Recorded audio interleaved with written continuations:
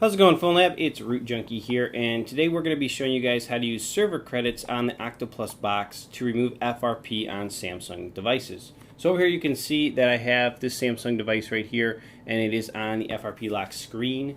Okay, so this is the Galaxy S8 Plus, which is the G955U, and we're going to be connecting to the modem, which is COM5 on my computer. So first things to do is just to go ahead and read the device. This just makes sure that everything is communicating correctly and that the program can see the device. So it's not a big deal. It's just searching diag ports and it's connecting right there. So we're just going to let it find the device very quickly. And then from here, you're just going to go ahead and you're going to do the FRP removal with factory service is the option. So not a big deal at all. Okay, so here you go. You can see that it came back and it says in emergency mode, which is fine, not an issue. So from here, we're going to go ahead and we're going to click this button. Now, don't skip through this video. I'm going to show you guys at the end, kind of pull back the curtain on factory service for you, and you're going to want to see it. So we're going to click factory service, and it's just going to go ahead and check my account.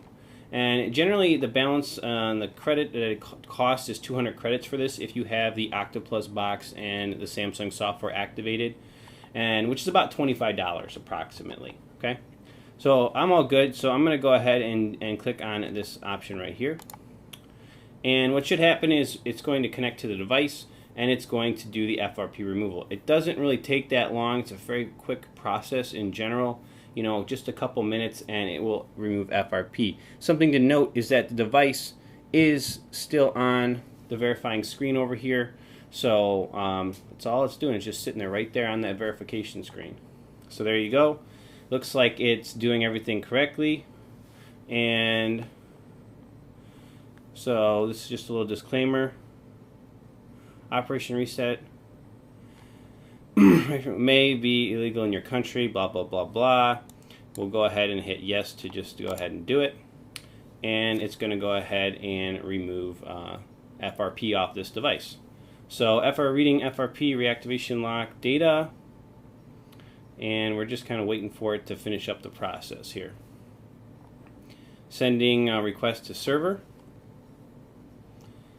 Again, you can still, the device is still just sitting on this screen.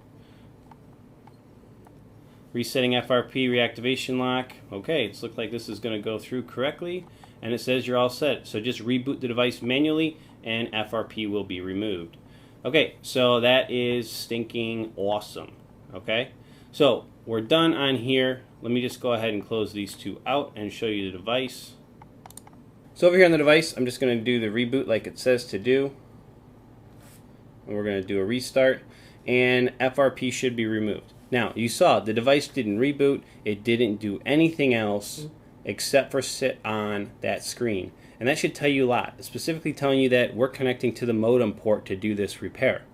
So the communication is happening through the modem port, and that's super important to understand. So this reboot should be quick. I'm just going to skip through the setup wizard so you guys can see that at this point we are officially FRP removed off this device. And it's that simple when you use the server credits and the factory service method.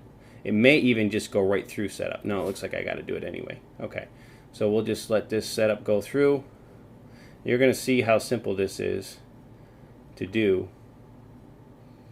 So it's going to check for a second just like it normally does, but it's going to just let you skip right through adding a Google account, everything. We're going to get right into the device. See? Put in a new one, so I can just hit skip. I mean, that's the proof right there. I'll just go through it anyway, just to show you guys that it is done. No, thank you. Skip anyway. More, agree. Okay. Finishing editing touches, and it's going to give me the dumb T-Mobile little warning, and we should be back to the phone. We'll skip that. Next. Setup wizards can be such a pain sometimes when you just want to get through them. No, thank you. Close. Okay, so here we go. We're all done. Your phone is ready to use. Boom. FRP officially removed, right? Okay, now let's go over and look behind the curtain a little bit on the Octopus box FRP removal factory service. So you saw the process. You saw the factory service. Let's go ahead and close out this program. and let's show you what's taking place. So here you go. This is it. This is what you've been waiting for. Look behind the curtain, okay? So basically what's happening is I'm going to go through and show you the communication as to what is being sent to the device. And if you're familiar at all with real-term and some of my previous videos, you should understand some of this. So this is what's happening, okay? First, the box is sending this command, AT, okay? What this is it's pinging the device. Can it communicate on an AT command through the modem? And it comes back AT OK. So this is back to the computer and back to the program, Octopus, and it says yes it can. Perfect. So then it sends this command right here. This command is requesting all of this device information, which you see on your readouts. Okay, so it shows you all of this. Boom, back to the thing, and this gets sent in with your request to remove FRP, this information or pieces of it. Okay, then we send this. Once it checks that you have server credits and everything's on the up and up, official, everything like that, it sends this command: AT plus reactive equals 1, 0, 0. Okay, that gets sent out from Octopus. Then it returns this command and really returns this information, which is reactivation 1 triggered is okay. All right, then it sends more. So then it sends this one, AT plus, and you can keep seeing this. So this is coming in and out. I write them on each of these so you guys can get a feel for this. In and out, in and out. So it sends this long string. So where does this long string come from? Well, it comes from Samsung server is where it comes from. Either that or the developer of Octopus Box has got the encryption keys. Whichever, it's fine, but that's basically what it is. It's the official string to remove FRP.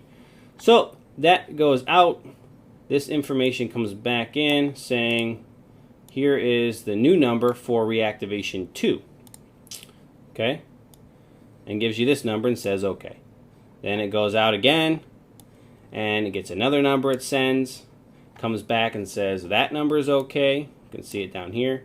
Sends another super long, crazy number, and again returns back with that number. Follow? Okay? And once it's done with the final number here, it says plus reactive 2, okay, okay.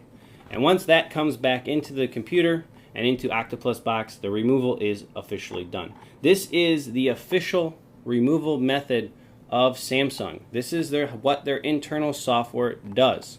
And Octopus Box has captured it.